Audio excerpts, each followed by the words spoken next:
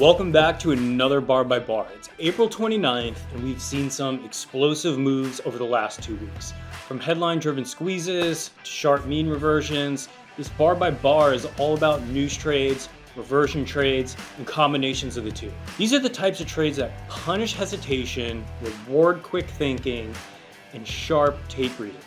Let's break down 5 examples, one bar at a time. All right, so the first trade that we're going to review is a breakdown in Qs. Let's set the stage for this trade by looking at the bigger picture. First thing you notice, obviously, is we've been in this downtrend since all-time highs on February 19th. We popped into the 200 SMA. Interestingly enough, that aligns with the anchored VWAP from all-time highs. And we fail from there. And then we pop into the 20 SMA and fail and end up breaking the structure, putting in a low. Then we got the 90-day tariff pause. We shot right up into the 20 SMA. And since then, we failed from the 20, failed from the 20. Zooming in, we'll set the stage for this specific trade, but the market is clearly weak. After the 90-day pause, traded right into the 20 SMA, then we failed from the 20 SMA, failed from the 20 SMA, and on the 16th, we were gapping down in the morning. Let's zoom in on that. Tuesday, after the close, the day before this trade, there were some negative headlines out about the US's strategy for negotiating with China, and in the morning, we were walking into a gap down. Interestingly enough, early on in the morning, there was some headlines that China's government was reportedly open to trade talks with the US. They wanted President Trump and his cabinet members to talk, and they desired consistency and respect.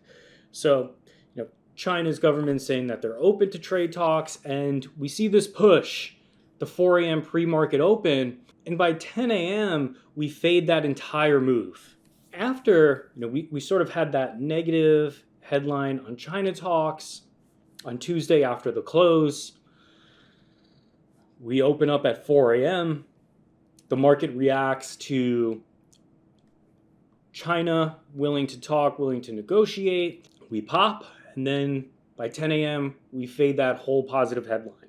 So essentially, we gap down on uncertainty. We rallied on some hopeful headlines. By 10 a.m., we're back at pre-market lows. The market can't handle prosperity, and because of that, I came in with a bearish outlook, and I was leaning more bearish on the day. A couple more things to note. We have this overnight low, pre-market low, right around 447. At 10 a.m., we hold that. So we have a really nice support level to work with here. Also, really important, going into the day, we knew that Powell was scheduled to speak about the economic outlook at the Economic Club of Chicago. So this was one of those events where we could be well prepared for in advance with the idea that we could see some chop into this, right? So we hold the pre-market low. We're chopping up around VWAP. We try to push to new highs and fail, and then we're back below VWAP. And we know at 1:30, Powell is due to speak.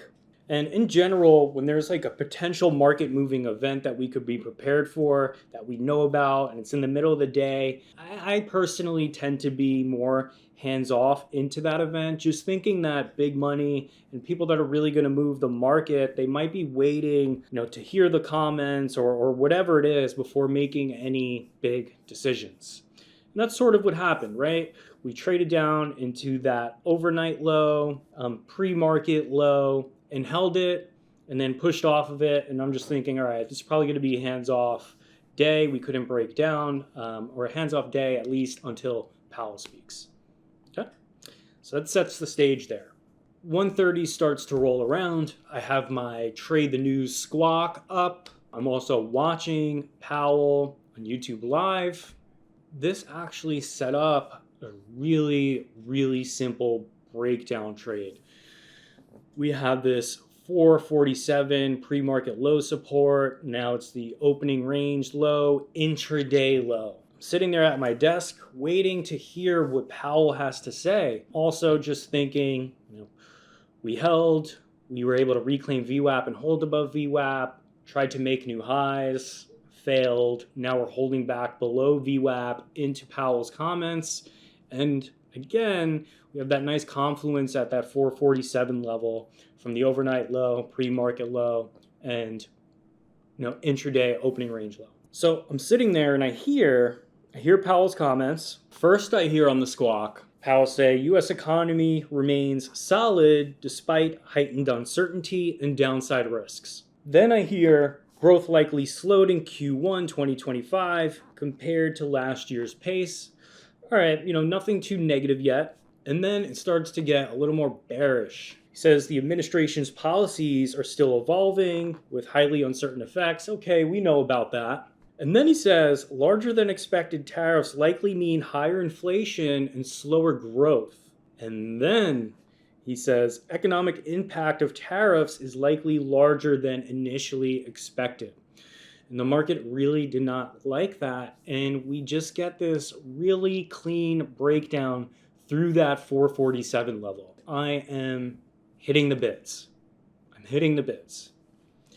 Really clear breakdown through a very nice level. Let's zoom in.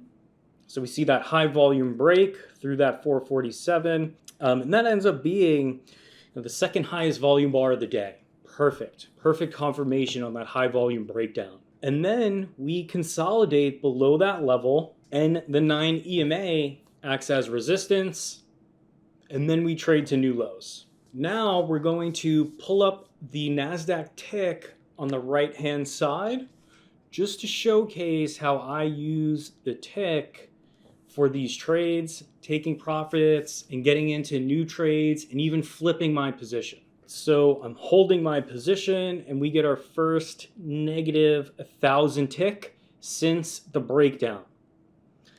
I'm scaling out of a portion of my short position.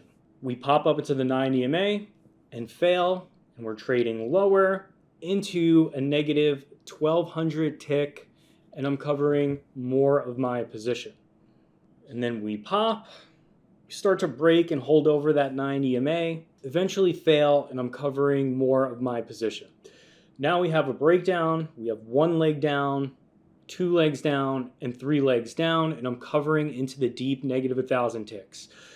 And once we start getting like negative 1,300, negative 1,400 ticks after a move straight down, I know that typically there's going to be some sort of bounce. Given the higher time frame, what we discussed the failure at the 20 SMA, we discussed the gap down on the negative news, we discussed how the market tried to rally on some positive comments out of China and failed. I'm still leaning bearish into the close, and I want to look for opportunities to re-add. So I'm going to switch this from a 1 minute to a 2 minute. Typically when I'm trading momentum, I'm looking at a 1, 2, 5 minute chart.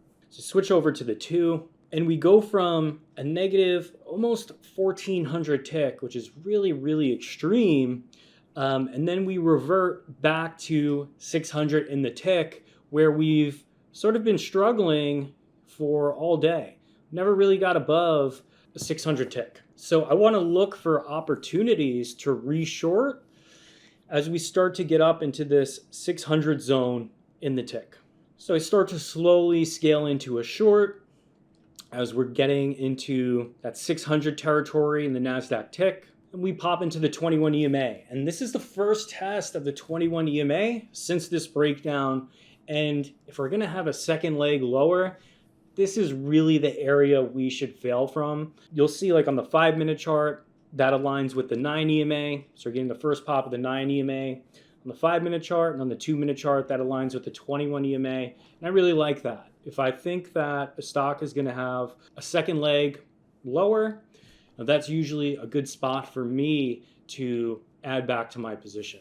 And essentially, like where I'm risking this to, I'm trying to be a little bit wide with it. And if we start to hold over and we start to break trend and hold over the 21 EMA, I know then that it is likely that we're going to get some sort of bigger bounce.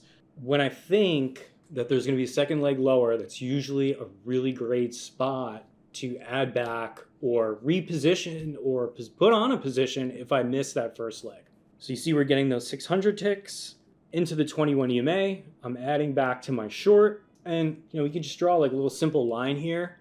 We start to see a series of red candles. We start to curl lower, break that little trend line. And again, I'm holding this until we start to get negative 1,000 ticks. And I begin to cover my position, covering my position slowly. And by the time we get this next negative 1,300 tick, I'm out of that short. And another reason why I'm taking covers more aggressively into this area on these 1,000 ticks and into this 440 is because we have a huge potential higher time frame support here. So let's take a look at that quickly. Just zooming out to a 30-minute chart, you can see we had that first fake out with that 90-day pause headline, which was a fake out, and we failed from 440. The next day we popped to 440 and failed. Then we got the real 90-day pause headline. We blew through that 440, traded below a little bit, reclaimed, and then ended up holding and holding. So I just know that a ton of volume has been done around this 440, and I want to be covering into that area. And even start to look for a potential long, which comes as a tick divergence. A tick divergence where we have a low in the tick. So you can see that negative 1,300 tick. I'm never just blindly buying into these. I need to wait for some sort of signal, some sort of turn. And then we get the tick divergence where the market is making a new low, but the tick is unable to make a new low. And we reclaim that low. So we have a failed follow through new low. The market's making a new low, but the tick is unable to make a new low. So we have a tick divergence, which sets up the entry as we reclaim that previous low. The stop is simply a few cents below low of day. And with these trades, I'm just looking for a scalp. We failed from the 21 EMA. So as we pop into the 21 EMA, I'm just capturing a quick point on that and I'm covering my risk. I'm fighting the trend based off of, okay, I have a divergence in the tick, we're getting extreme negative ticks and we're into higher time frame support. I have a failed follow through new low, we're reclaiming that low, and I'm taking the long just for a quick scalp. The imbalance, the market imbalance is at 350. The market imbalance is at 350. And I want to be out of most of it up until that because we don't know if it's going to be a few billion to sell and we're going to spike lower and that's just going to wipe out all my gains on that trade, or it could be a spike higher, which ended up happening. But before that, I'm out of most of that position. And then when we get that spike, I'm just selling the rest. We have a really clear higher time frame breakdown set up, a catalyst that we can be ready and prepared for, ready to listen to what Powell has to say. And then just a really solid showcase on how to use the tick when you're trading the market and the market is in play. Now we're going to switch gears a little bit and we're going to look at Hertz, which occurred on the very same day. So definitely an interesting setup here. During pre-market on the day of the trade, news dropped that Pershing Square discloses a 12.7 million share stake, and that is Bill Ackman's fund. Bill Ackman's fund is taking a stake in Hertz, and that's where this spike comes from, and we hold up into the open. Interestingly enough, Hertz holds below VWAP. There's really not much to do with it. We can note this $4 support area held, ends up failing from VWAP. You see volume come in midday and we tried to take out high of day and squeeze, and we failed to do that. Failed to take out high of day and squeeze, and then the stock ends up trading back below VWAP. What Hertz has essentially done all day is just continue trapping shorts, continue to trap shorts. And Hertz has a short interest of 40%. 40% of the float is short, which leads me to think that this could continue to squeeze. Our vol was elevated throughout the day. And towards the end of the day, it's easy to see that Hertz is on track for one of its highest volume days in years. In addition, if we just look at the daily chart, you can see that it's breaking out of this range that it's been in. We have this consolidation that it's breaking out of, and it's doing a good job holding up. Right before the market closes, 20 minutes before the market closes, CNBC rehashes this news. They report that Pershing Square's stake totals 19.8%, and they own the second largest holding in Hertz, which brings in a whole tranche of new investors when they hear that on CNBC. We have a whole new wave of participation just on that CNBC headline, and that triggers this huge volume that comes in, and shorts are getting squeezed. We break through high of day, and when I hear that and I see this technical setup, I'm just getting long instantly, knowing that big shorts, they only have 20 minutes to cover their position, and they're going to start to get real nervous as they see this volume sustain, and we break through high of day, and we break through the pre-market high. They have limited time to cover, and they just want to get out. And you see how well this move sustains into the close, just making for an excellent breaking news trade with a very clear technical breakout. We break through the intraday high. We break through the pre-market high. We know there's only about 20 minutes left until the close. Any big, really big short, they need time to get out of their position, and they're going to be covering just to get out of it. I did sell this position on the close, so that was a mistake that I made in this trade, because you could see that in the after hours, it continued to just grind higher, blow out shorts. But really just excellent breaking news trade. And just a side note, every year we get a few of these breaking news trades where some high profile investor has a stake in a company. This was Bill Ackman's hedge fund. I remember either last year, Bill Ackman announced he was covering his short in bonds, and TLT had a really nice trade off of that.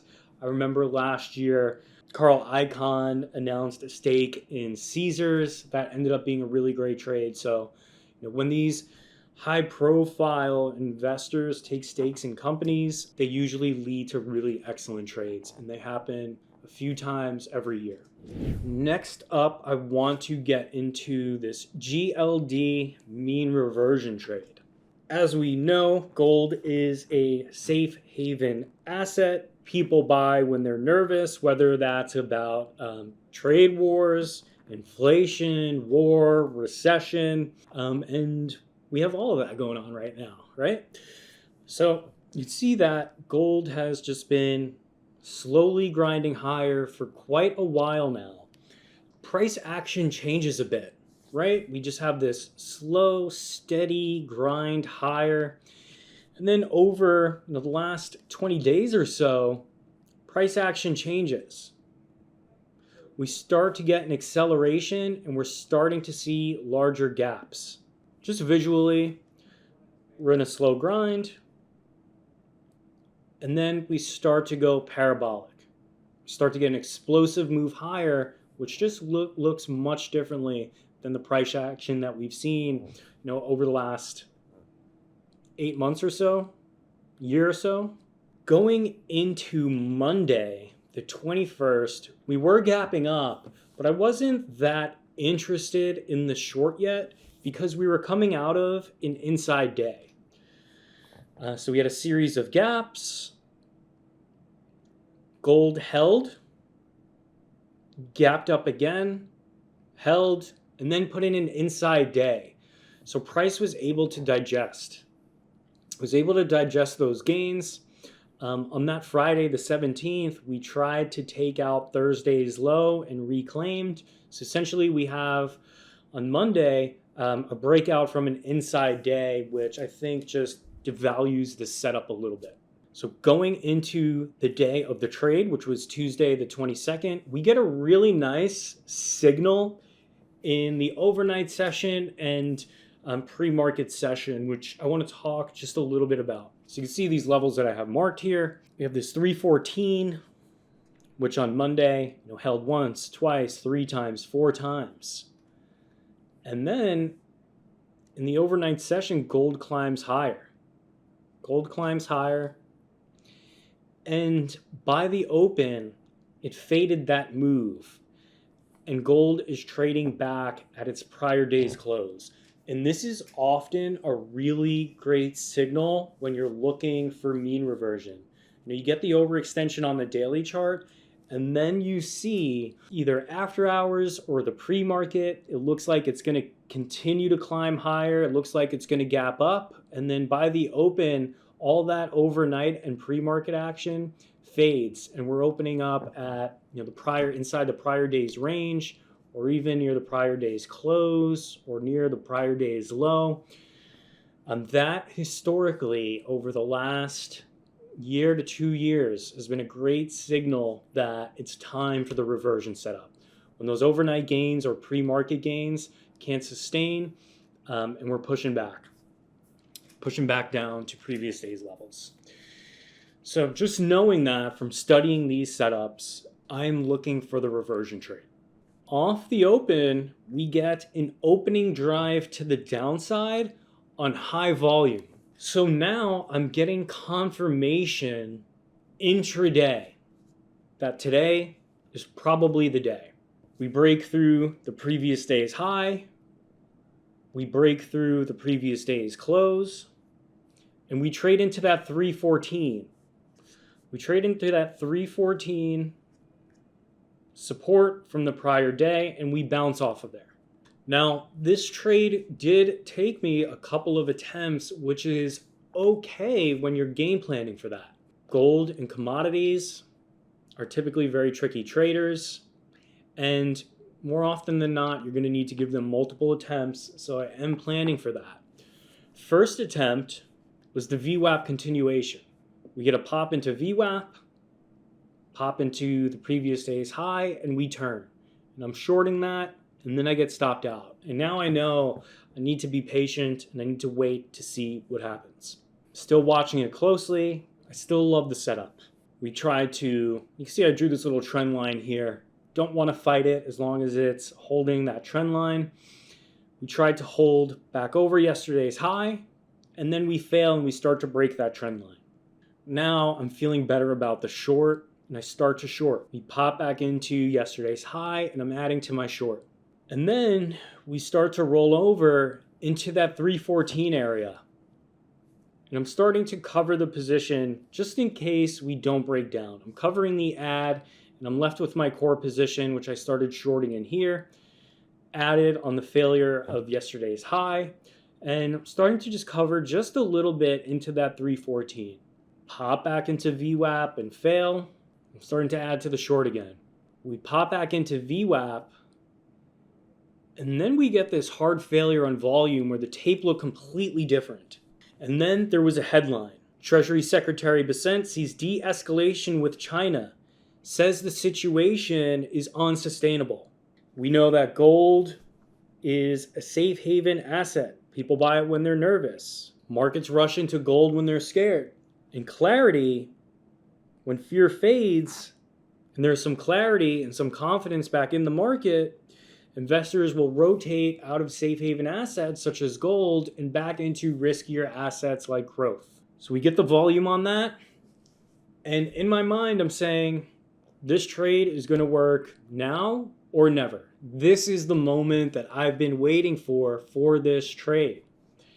We're either going to break 314 on these comments as some uncertainty from the market lifts, or we're going to hold again and I'm just completely wrong on this idea.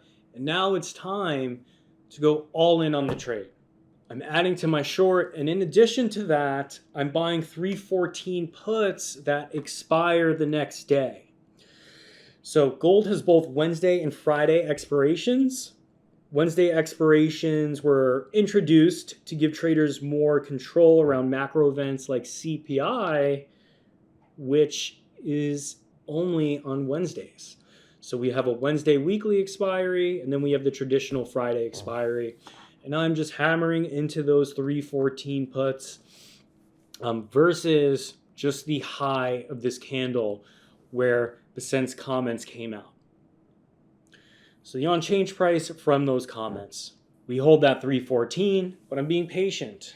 I'm not going to get spooked out of this trade. I'm committed to it. We hold below the 9 EMA, which bolsters up some confidence for me, and we start to curl lower, and now I'm feeling really good about the trade. We break to new lows and break that 314 on volume. As those puts trade into 100% gain, I am selling half, and now I have a free trade on those puts that expire, in about 26 hours or so. As we trade into 1 ATR from high of day, I'm starting to cover my equity portion of the trade. Then from there, these puts really take off as we trade below like 312 and 311, and now they're trading to like 225%. And I'm not going to be greedy. I'm going to be scaling out of those puts, and I'm just going to leave on 20% of the position for the next day. As we start to break trend and start to hold back over that 9 EMA, I'm covering the remainder of the shares, and I'm happy keeping on that 20% of the put options that expire the next day. And I did not do anything else with gold for the day, but I do just want to point out this retest of 314 and failure. That is an excellent trade that I should have traded. I should have been in this when the trend broke. I should have put the stop a few cents above the high. Nevertheless, it did end up being a really solid trade. And at the end of the day, there were some additional comments that pushed gold lower. Trump made comments that he has no intention of firing Powell and that tariffs on China would come down. So more uncertainty lifted from the market as Trump confirms that he's not going to fire Powell and China tariffs will come down. And that just makes for an excellent short. And or you can also get long QQQ when you hear that, or SPY or SPXL or TQQQ, however you want to express a market trade. It's a really solid breaking news trade at the end of the day to add some nice P&L to your trading day. Finally, we are going to review a very clean, really picture perfect textbook trade, textbook mean reversion trade in PONY. On April 23rd, PONY dropped news. They unveiled a new autonomous driving system and robotaxi lineup at the Shanghai Auto Show. They're targeting mass production by mid-2025. That brought in volume and a break of its recent downtrend. The next day, PONY gapped up and closed on highs. Then the next day, another catalyst hit. They announced a strategic partnership with Tencent Cloud to advance autonomous driving and commercial deployment of their robotaxi. So now, at this point, in the morning of the 25th, we've seen a 4 ATR move in 3 days, and one way to define an overextension to the upside is when the stock presses that upper Bollinger Band on the daily. So we have an overextension. But here's where it gets interesting. Just as we discussed with gold, we have the push in the after hours, the push higher in the overnight session, and by the time pre-market rolls around, we're fading that move.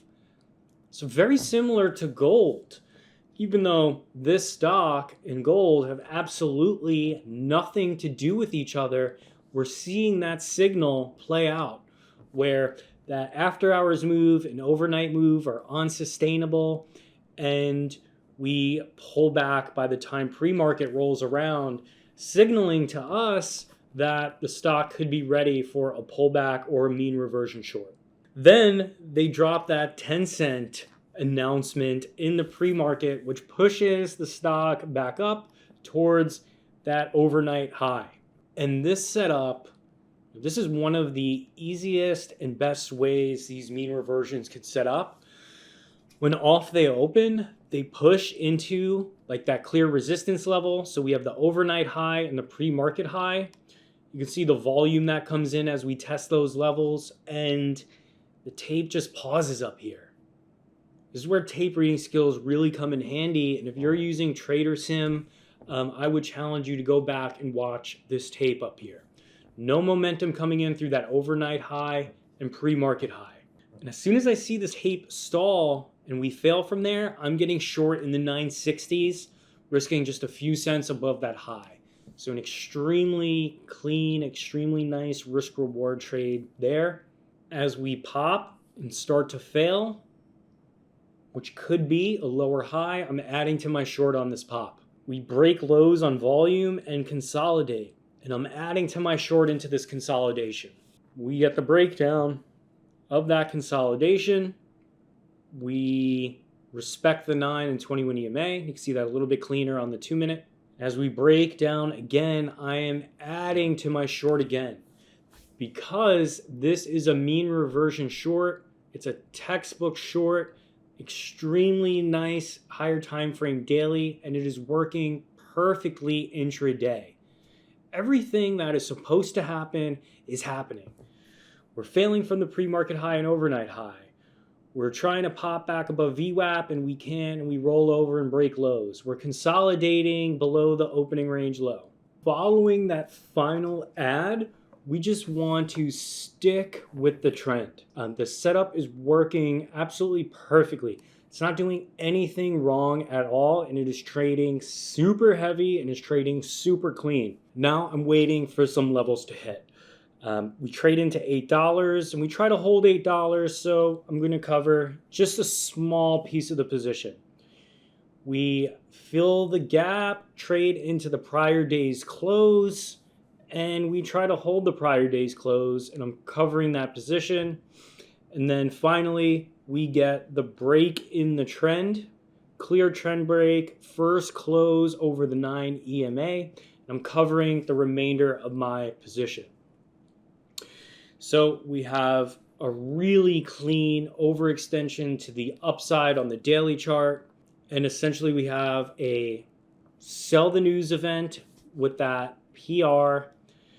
And we just have a really clean resistance level up near 10 at 980, the overnight high, the pre-market high to work with. When we fail that level and no volume is coming in, we call that a failed follow through new high. It's just a really, really clean mean reversion short setup. All right. Thank you for tuning into another bar by bar, everyone. I hope you learned something. So you're an active trader, not doing as well as you want, not doing as well as you deserve, and you just can't figure out why you can't become profitable no matter how hard you try. Well, let me show you why. This is your competition. The traders in this room. This room right here is full of elite traders, some of whom are making 7 and even 8 figures a year. In fact, our top guys have made nearly 20 million each in net trading profits in a single year. Let's head to my office so I can share more. So you're probably used to seeing videos of lavish trader lifestyles, trading gurus trading off of a laptop for an hour a day, heck, maybe even 15 minutes a day, and then them relaxing on some secluded beach for the rest of the day. Well, all I can tell you is that our traders train like pro athletes. They live and breathe the markets and are continually working on their trading skills. Because at our firm, that's what we found it really takes to make it in this game. I'm Mike Bellafiore, co-founder and managing partner of SMB Capital, one of the world's top proprietary trading firms located in Midtown Manhattan. And we're always looking for trading talent to hire and develop. And not just to trade in-house on our desk, but also to trade from their own home, entirely using our firm's capital. And we have numerous traders doing just that, allowing them to make upwards of 7 figures trading the firm's capital without risking their own money. But to even get a shot at something like that, you need to have the right training. That's why we're doing a new free online presentation in which we share how you can get an interview with SMB to become an in-house or remote trader, trading firm capital without risking yours and gaining access to all of our firm's coaching and resources. And the best part? You don't have to be a profitable trader yet. In fact, we prefer to mold profitable traders with our methods and our techniques. That's why we have just 3 simple criteria that can earn anyone an interview. We're looking for highly ambitious and determined traders who fit our culture first and foremost. So if you believe that could be you, sign up for the free 1-hour online presentation by clicking the link that's in your top right corner of your screen now.